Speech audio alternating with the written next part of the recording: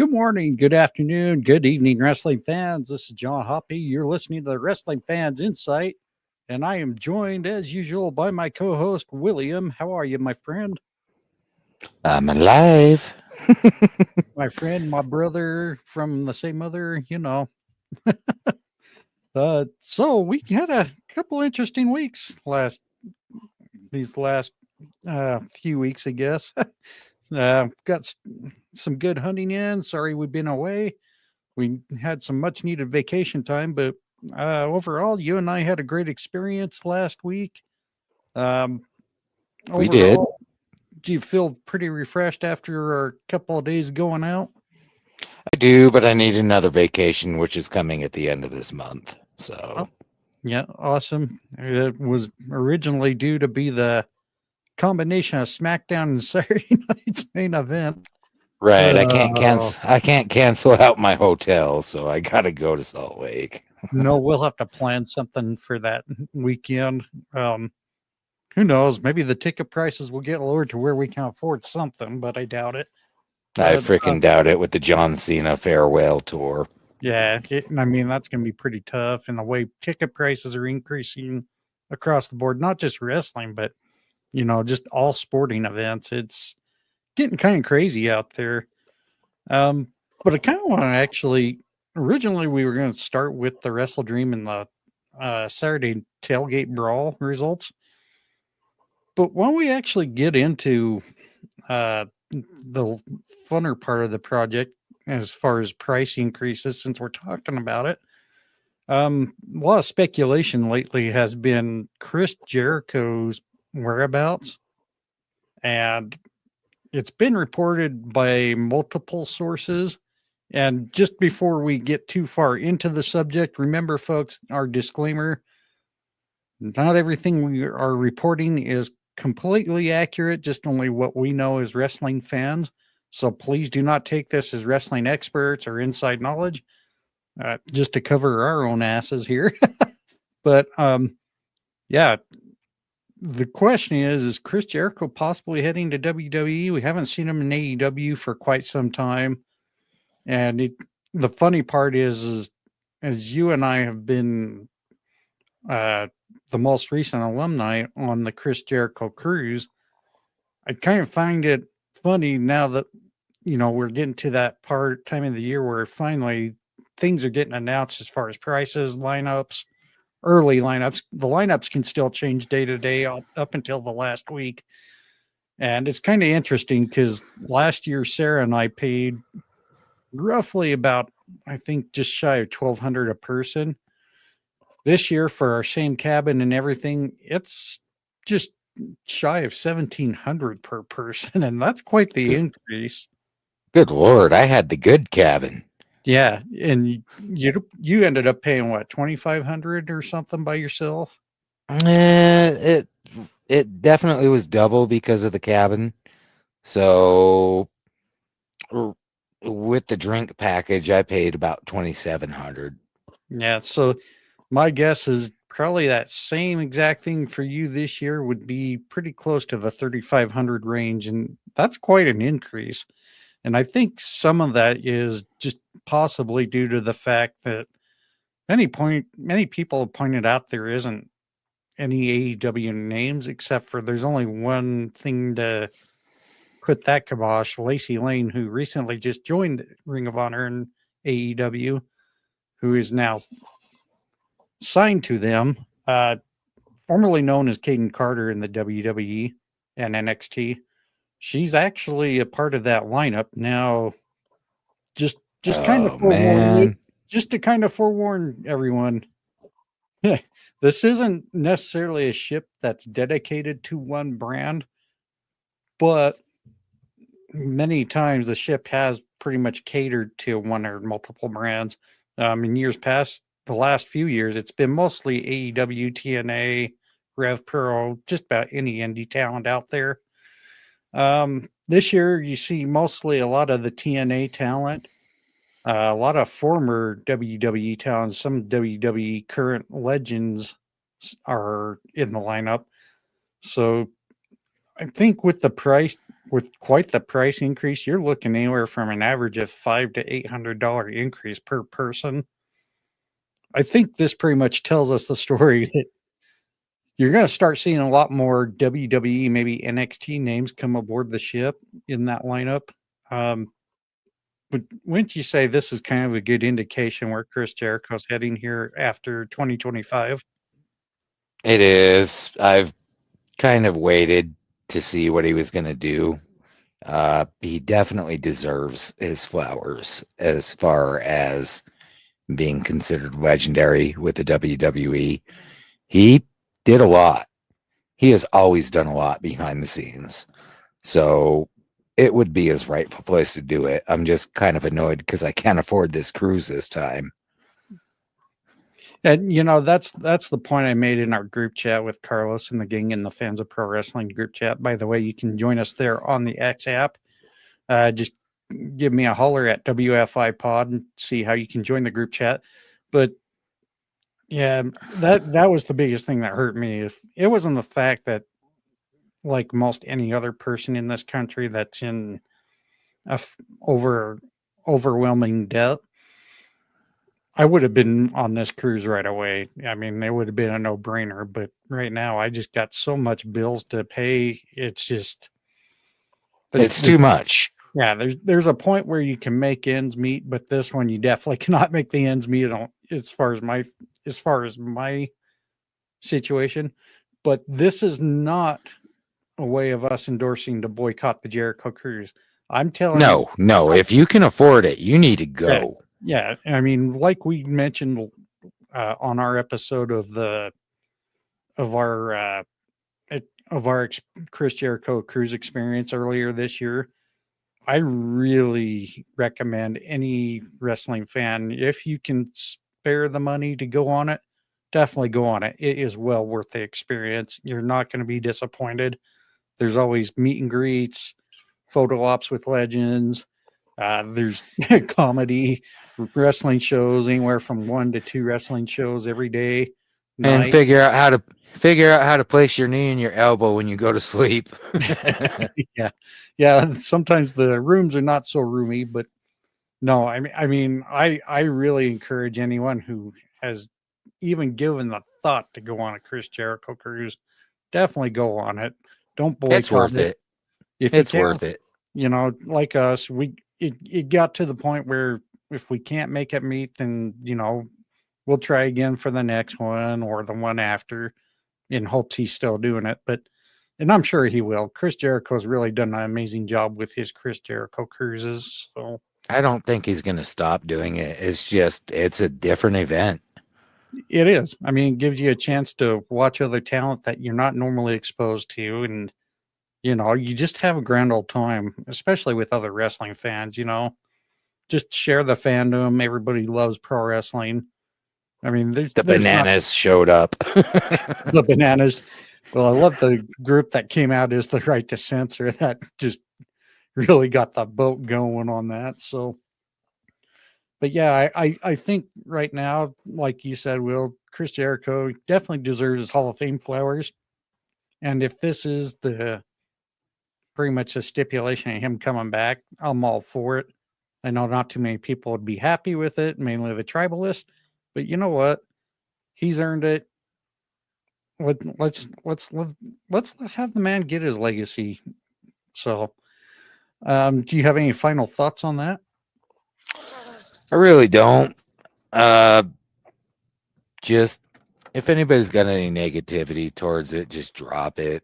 Like he's been around for a long time and he's done a lot. He really has done a lot for everybody behind the scenes. He has, and I think he sometimes just gets too much hate for what he's done. A lot of people got tired of him, but you know what? Good Lord, it happens just about with anyone and everyone who wants to make sure they make their mark. But with that being said, why don't we go ahead and get into? We'll start off with the AEW's tailgate brawl that happened just before the WrestleDream pay-per-view event. And we started off with the 8-man tag. The Death Riders ends up defeating the conglomeration. I thought it was pretty much the right call. Death Riders now gaining Daniel Garcia as part of their faction. I They're think it was definitely building something different. It's becoming big.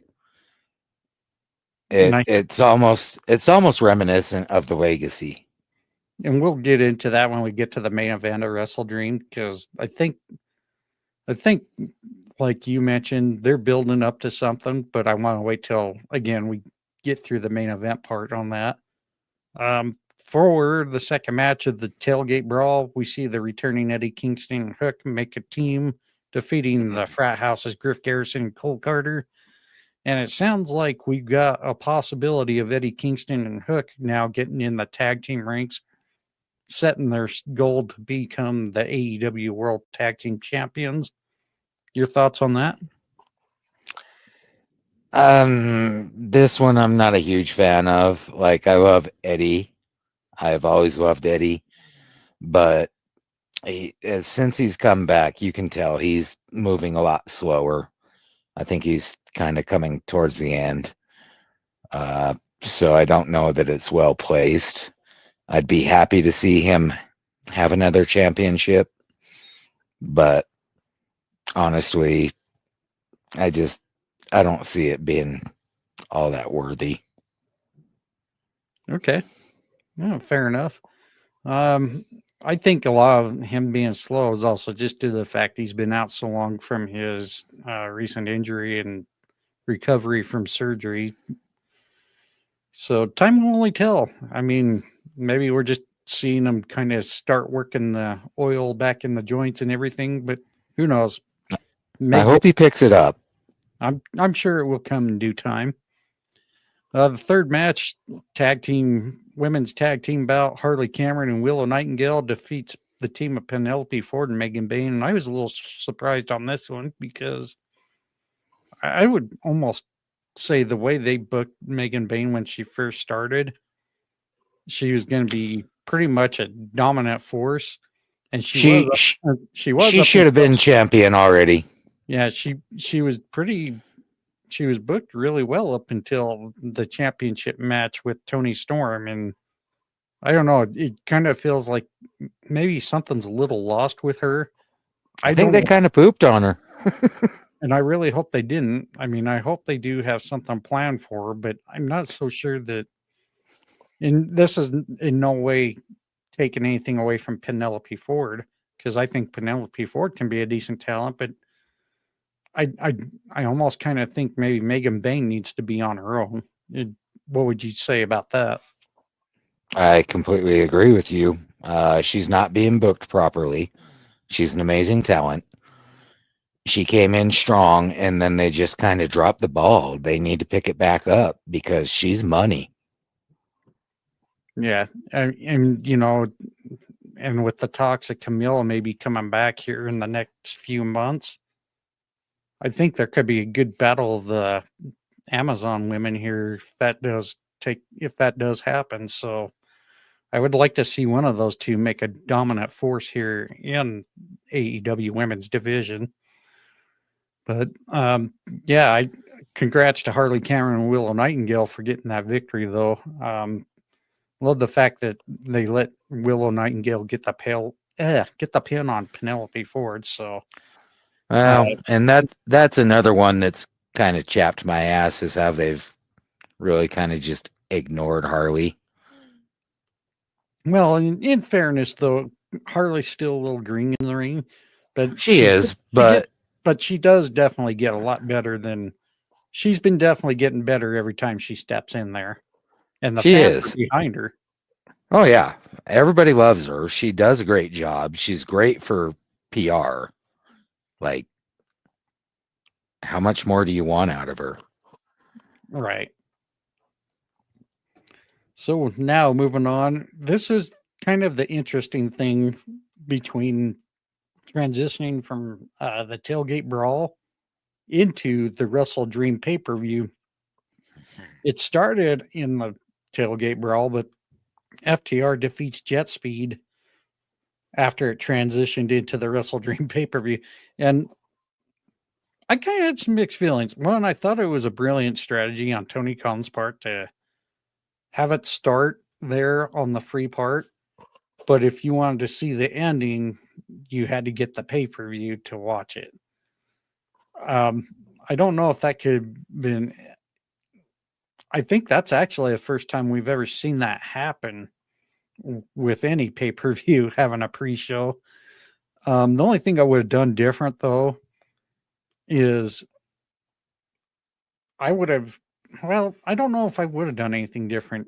He had it on his on the TBS, and then you would have to go to the pay-per-view channel. But that's kind of a little rough to do that if you have to rely on one TV to go from your free channel. Well, I shouldn't say free, but your streaming channel or cable channel straight to the pay-per-view channel, because there's a little bit of time lost right there.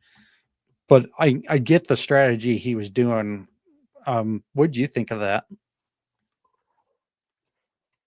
So I agree with the result of the match. The strategy is actually kind of brilliant because it just kind of gives that segue to get people more involved, to get them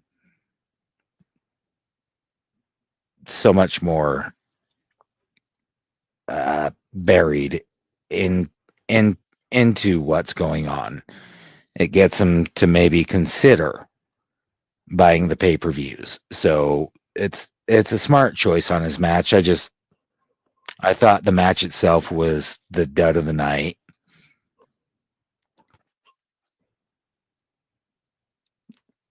All right. Yeah, I felt like said I thought it was the right call to have FTR defeat him. The way they marketed this match to go from the free show to the paid show, never. I don't like I said. I don't think we've ever seen that done before. And I hope it kind of helped AEW in a way with the pay-per-view buys. I don't know if it did or not, but we'll see how that works out in the end result when we finally get the more advanced statistics. But anyhow, before we go on, I want to kind of give a rundown of our shout outs to our team out here. Well, as you see this will be streaming live on X, but we are actually not live on X, if that makes sense. We recorded this earlier today as I will be at a Utah Mammoth game as we're hosting the Boston Bruins. So, but yeah, if you're seeing this, it's streaming live on my X account at WFI Pod and on our YouTube channel at Wrestling Fans Insight. Be sure to go follow us on X again at WFI Pod for me. I also administer the Fans of Pro Wrestling Network at FOPW Network. William. At William Hoppy 8. And you see our teammate Brian Adkins X handle. It's the Brian Adkins. Be sure to go follow Brian the Hype Ballard. Check out and participate in our X community, the Fans of Pro Wrestling. Like I mentioned earlier, check it out under the Fans of Pro Wrestling Network profile at FLPW Network. And be sure to follow Brian on his YouTube channel at Tap Out Talk. And also our buddy Carlos. He hosts Raw Reactions with Carlos on Mondays shortly after Raw, as well as Wednesday Night Chaos shortly after AEW Dynamite every Wednesday. Go check him out on the X app at C to the LOS 77 or his nonprofit at Conquer the No. Be sure to go visit his page and find out when those spaces are actually happening. Be sure to go join in and participate. Get your voice heard. Be a wrestling fan. Have fun with it. And again, we also have our group chat on the X, the Fans of Pro Wrestling. Just get with me, Carlos or Brian, on how to join. And whoops, that one kind of slipped. But William, let's start getting right into the WrestleDream pay-per-view. This was Okay. a very fun pay-per-view card. And the official match was should have started off. We see Jamie Hayter getting the pinfall victory over Tekla. Your thoughts? So ever since Hater came back, it's obvious that they are pushing her. So this call was a good call. Putting the victory over Tekla, who is also a rising star. It was a good match. It was very physical, and they made the right call with it. It just played well. Well, and she was the reason why Jamie Hayter went out for a little bit, but then Jamie Hayter got her return. She showed it in dominant fashion. And definitely, it's not over between these two. It looks like we will probably see these two still feuding for a little bit longer here. And the good thing about that is it's going to continue to push Tekla further. Yes, because Tekla is very, very gifted in the ring. She can definitely hang with just about any women talent in the squared circle, and I think she's got a big promise here. I don't think just in AEW, but if she can somehow make it in WWE as well, I She think she she has the potential to be on the same level as the Kerr. yes, she does. All right, for the second match of the night, the $500,000 tag team match. Jurassic Express defeats the Young Bucks. And I have to say, one of the favorite things I loved about this is, especially for the intro for the Young Bucks, it showed the last time they were in some money match, they pretty much spent all but like 32 or $36. So I just sat there and made a nice little tweet saying, oh, well, at least they had enough to get an Uber to get themselves down the aisle to the ring. So, but no, I thought this match overall, it was very well done. I know there's not very many Bucks fans out there, but you have to give them kudos on this. This was a very well done match between the four gentlemen. Jurassic Express never having a win over the Bucks. Now they finally get it. Good redemption, good way of showing that Jack Perry, got his revenge when the Bucks kind of neglected him when he needed them the most, and it eventually pays off. The only thing, at the end of the match, we see Don Callis family come attack Jurassic Express, and of course, Kenny Omega comes in for the save. I almost thought maybe we were going to see a Bucks face turn join Kenny, but that didn't happen. However, I think we're getting to a point we may be seeing the Young Bucks turn face again. Your thoughts? They're definitely going to turn face. Okay, so about this match. You mentioned there may not be that many people that love the Bucks. I love the Bucks. They have been a phenomenal team. If any question anybody had was whether it was worth it to bring Jurassic Express back, and I think this redeemed them because this has just become my favorite tag team match of all time. It was well done. It went for a long while, which typically I don't like to see long tag team matches, but they did an excellent job with this. It was just extremely entertaining. I don't think they could have done any better job with this match. I thought again it was well executed. Fans were into this from start to finish.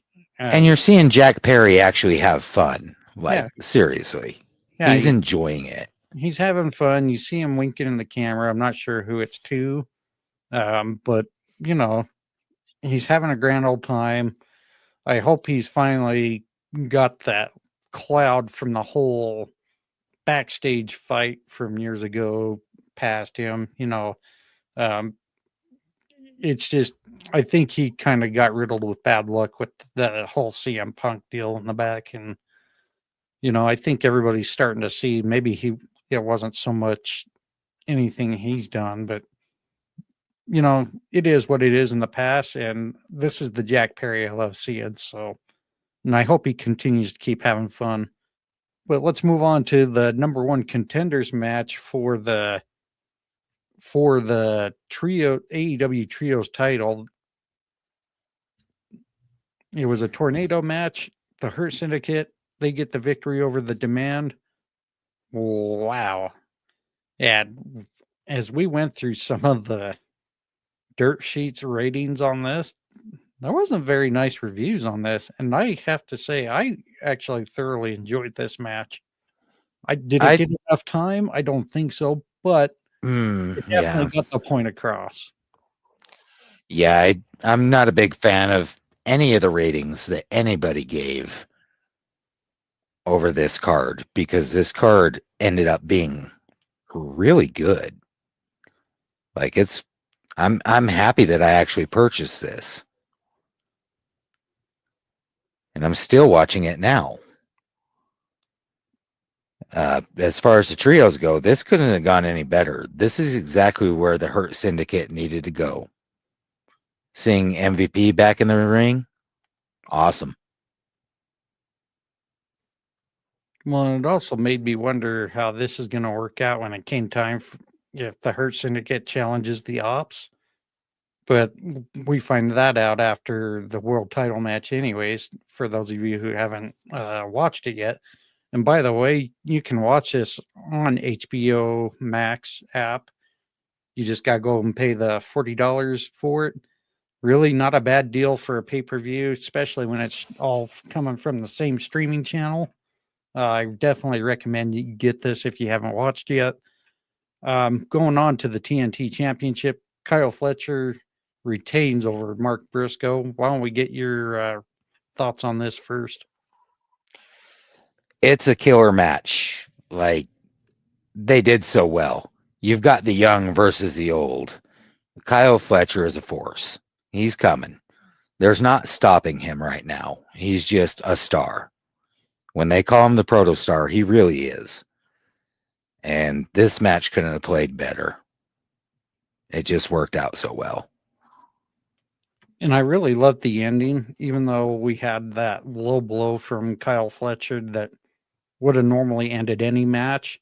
Mark Briscoe kept going, but damn, Kyle Fletcher pretty much had to damn near kill Mark Briscoe to get that victory.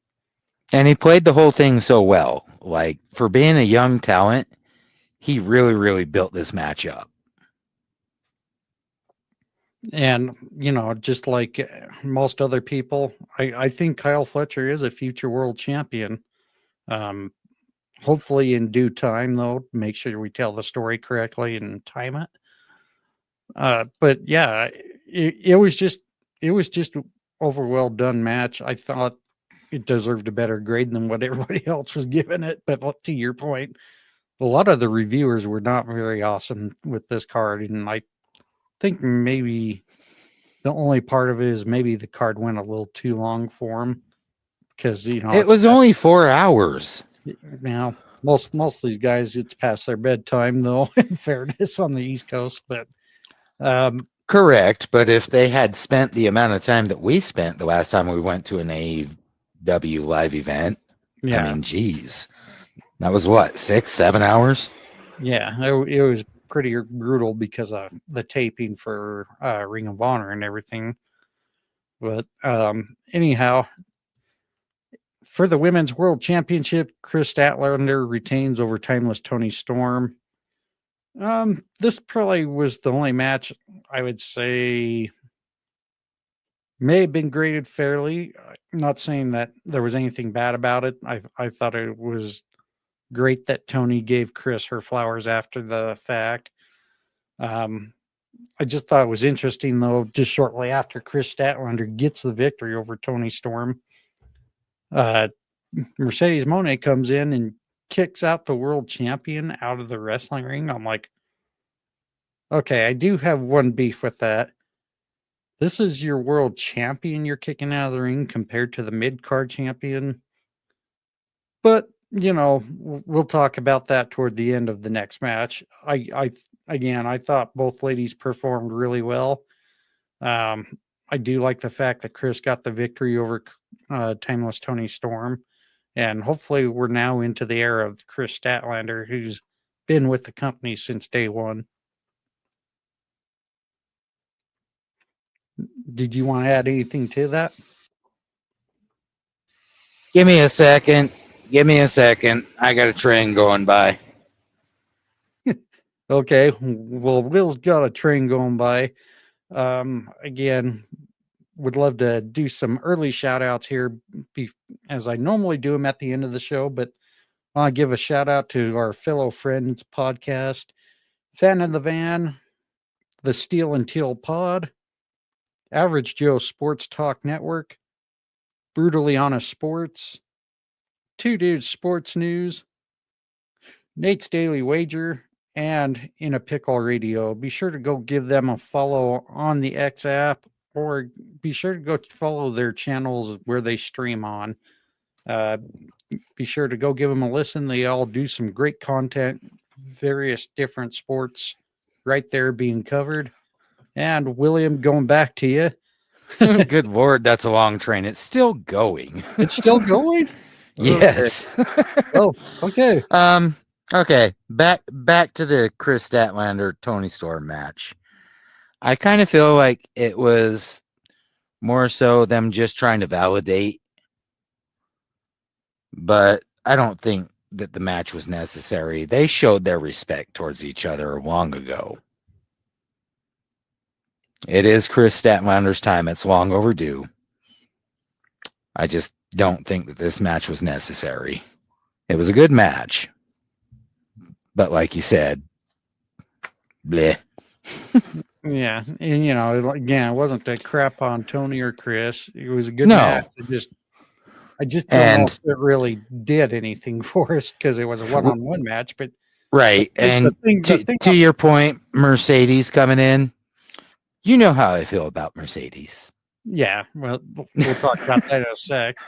The only thing that just was weird was saying that they were never one-on-one, but Chris pinned Tony.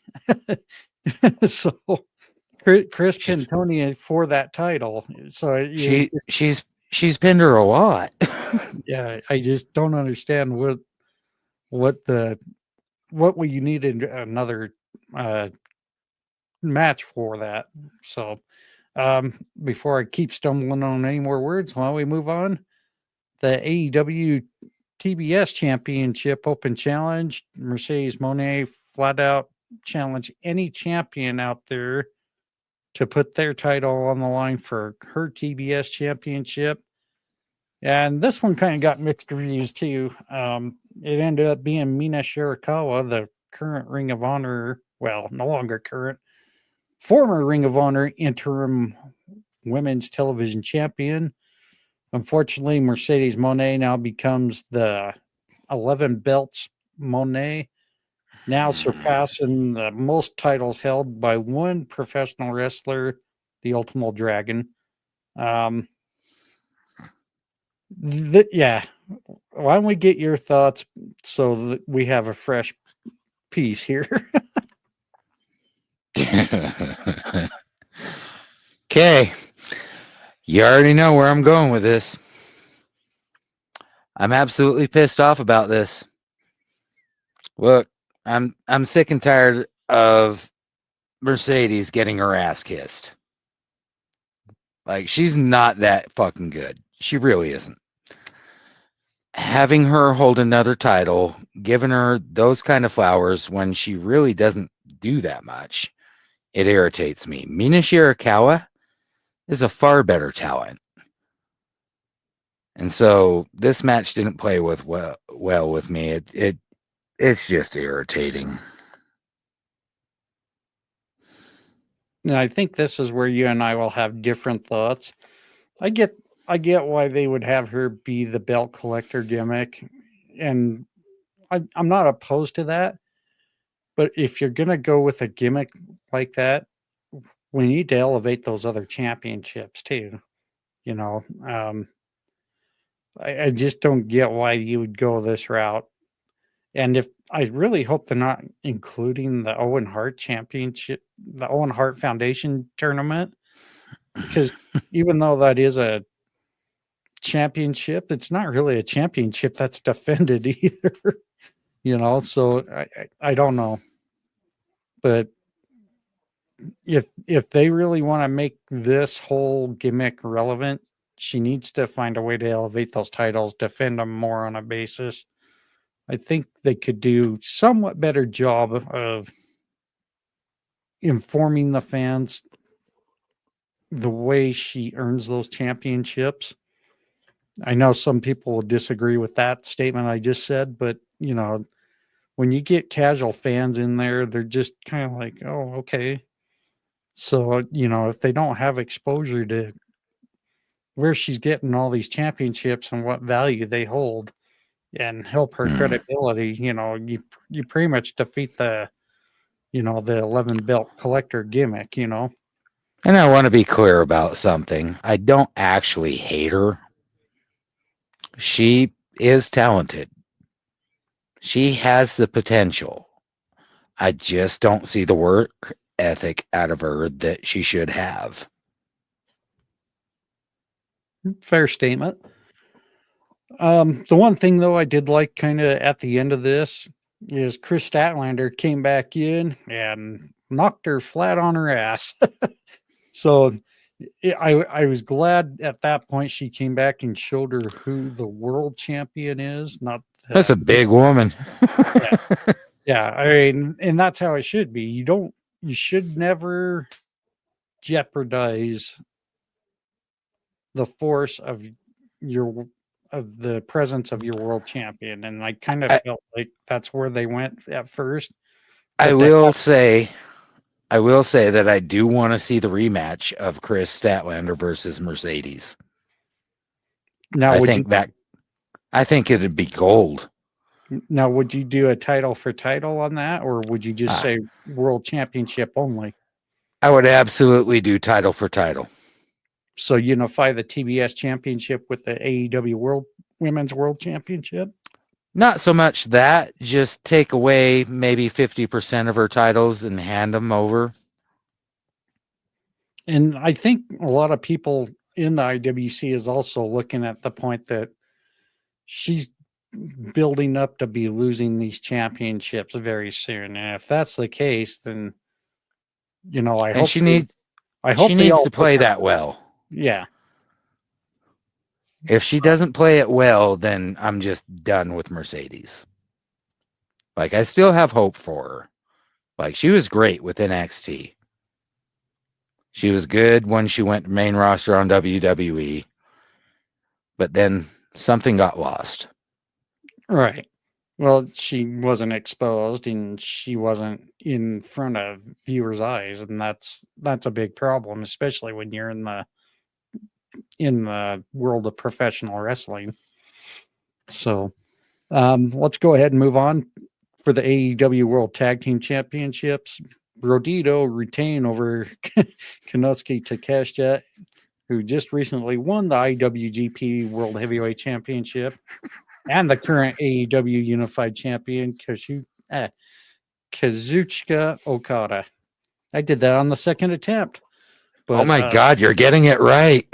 No, that's scary. But I kind of had to say, this was my one surprise prediction. I thought definitely where we could have seen that championship change, and it didn't happen because, I know sometimes the surprise element would be the two guys who don't really like each other become the tag team champions, much like Team Hell No or like John Cena and David Otunga. They in WWE, the likelihood of any two guys who don't like each other winning the tag team championship, especially under the same family, like the Don Callis family, it was interesting, especially the game changer of the match where Okada accidentally hit the Rainmaker on Takeshita, and you could see him smiling. And I love the fact that Tony Schiavone was pointing that out to Don Callis, and Don Callis wasn't really reacting to Schiavone. He's just like, what the F? What the F? Anyways, let's get your thoughts on that, William. This fucking match. But they made the right call. I get that you're surprised. I was surprised too. by all rights, Okada, Takeshita, they have it pinned down. But I never expected to actually like the team of Bro Tito. But they're actually working out really well. And to the point, you know what you're going to see with the Don Callis family. They're going to be dominant. It's coming. But having too many titles at once is kind of a bad thing because it kind of puts a bitter taste. You want to see the good and the bad.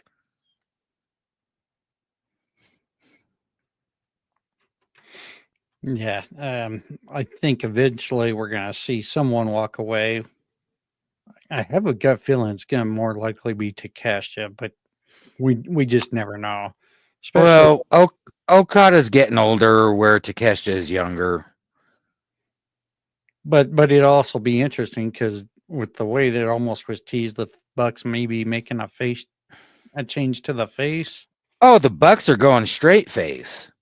You would almost think Okada might be going the same route too, but who knows? So Oh my god, I could not stand Okada as a face. He does such a good job as a heel.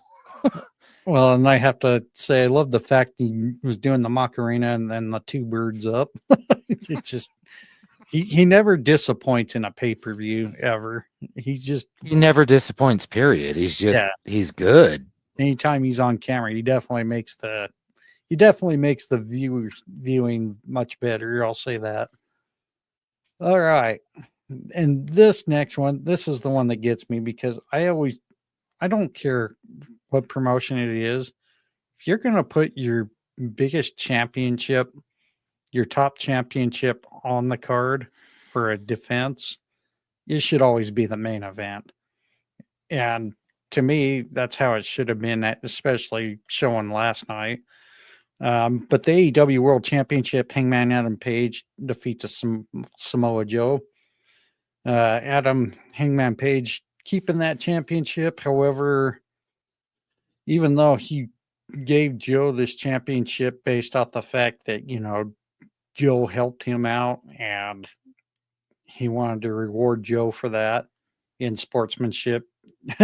You should know Samoa Joe he's going to attack at some point. He's good at that. And just before it happened, I looked at Sarah and I said, "Oh, he is so turning on Hangman after this." Because the minute I saw Shibata and Powerhouse Hobbs come out, I'm like, this is going to be interesting if they're going to go heel with Shibata being in the group.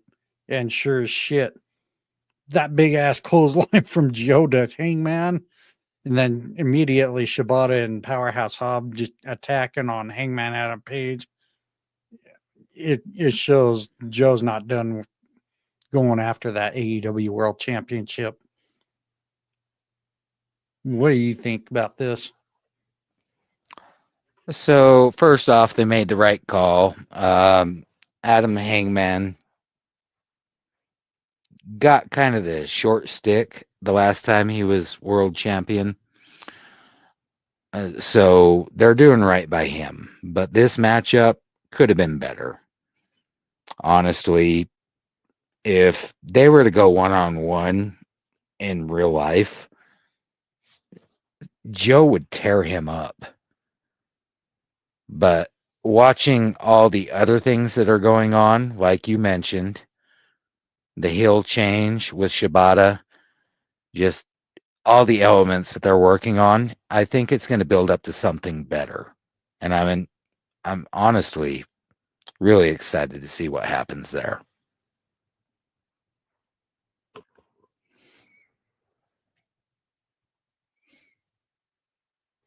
Same here.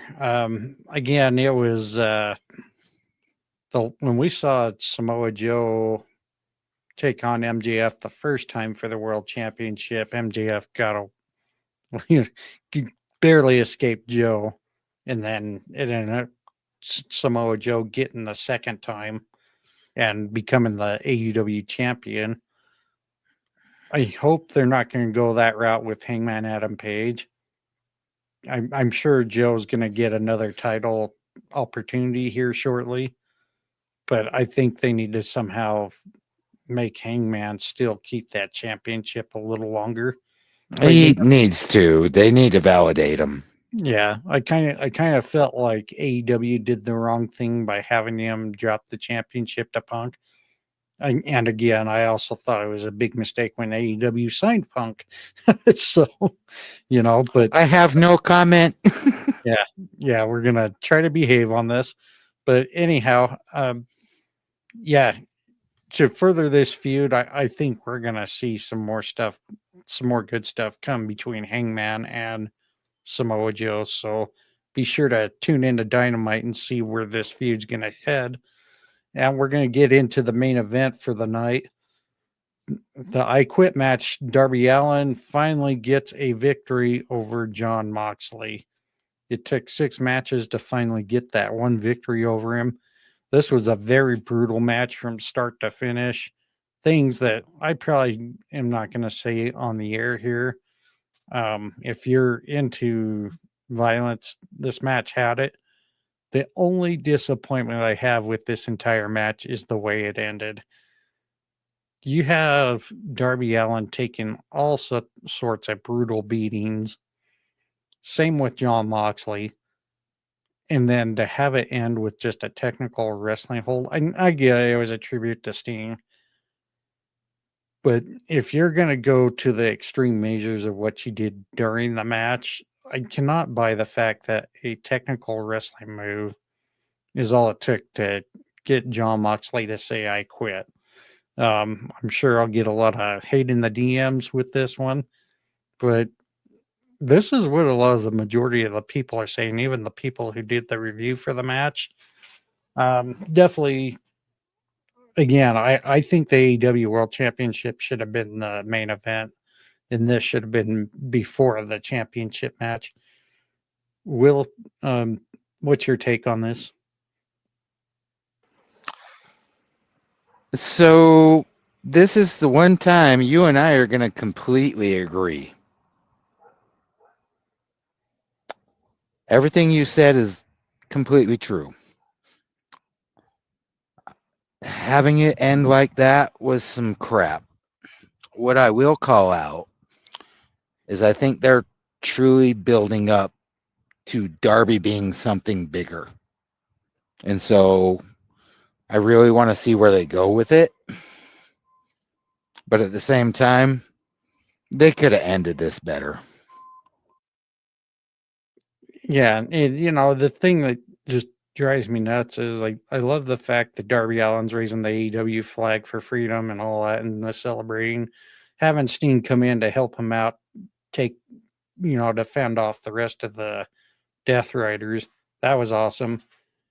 I just think he should have had something more violent to make Moxley say I quit. And the other thing that drove me nuts about this wasn't your typical I quit match.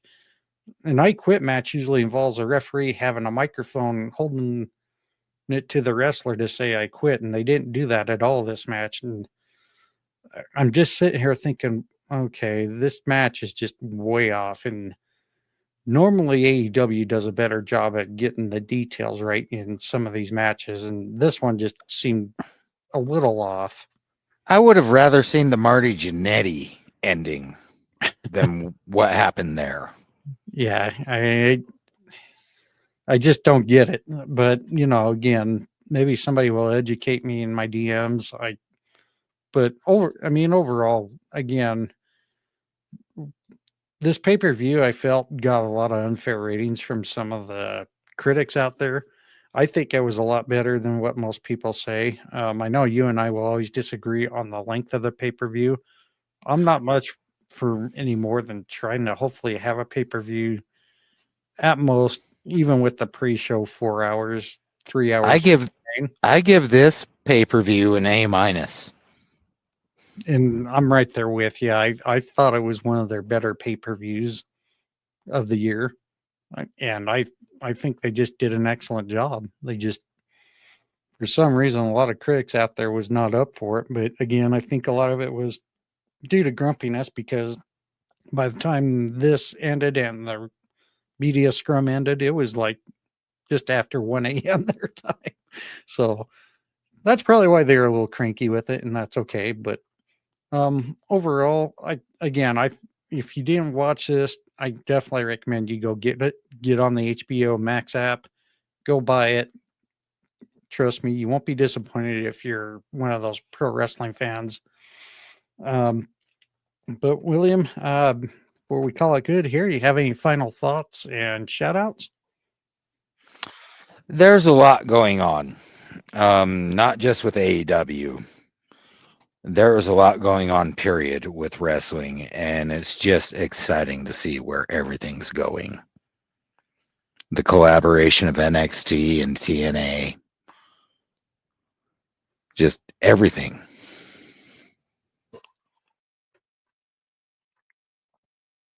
All right. Do you have anything else to throw out there before I wrap it up? Just want to say thank you to everybody who listens to us, everybody who supports us. That's pretty much it. And again, this was pre-recorded earlier today, so if you're doing trying to do some comments in the live, we're sorry, we're not going to be able to read them. Now that I announced that after we're 52 minutes into the recording here, but want to finish off my shout outs from earlier. I want to make sure we give a shout out to the Wager Wire family, Carol Bucks, Amber Holly, James McMahon, Anna Banana, Adam, Joseph, Lions. All you guys really do a fantastic job with your spaces. I'm hoping to jump back in them this week after being gone for a couple weeks. Also, some of our wrestling friends and partners, be sure to go check out the Wrestle Collective on the X app. They do many things: Discord, YouTube, also Spaces. They've got a lineup almost every day for something out there. They do great content. Same with the DWE Radio Network, Miami the Great, Final Boss Lady, EVP CJ. Be sure to go check out their stuff. Also, our tag team partner, Brian the Hype Ballard. You can go check out his YouTube channel at Tap Out Talk. Also, go check out our new friend, the Unscripted Violence Media on YouTube. His name is, sorry. I have a little bit of a dry mouth going there. I'm sorry, folks. Be sure to go check out Lee. He is the owner of the Unscripted Violence Media on YouTube. Also, want to give a shout out to our friend Ted, the Hillbilly Hill. He does Ted's Takes on Wrestling. And also check out the Run In Wrestling Pod from Big Mike McCarty. And also a big shout out to our friend Patrick Pucci, who's always taking the time to support and retweet everything we do here in the wrestling world, as well as the Saged Up Network. All right. After all that now, I finally got everything out. We're going to call it good here. Next week, we are going to get into our top moments from Halloween Havoc, both WCW and WWE. So be sure to tune in. We'll see you all next week. Have a great week of wrestling, and peace out, everyone.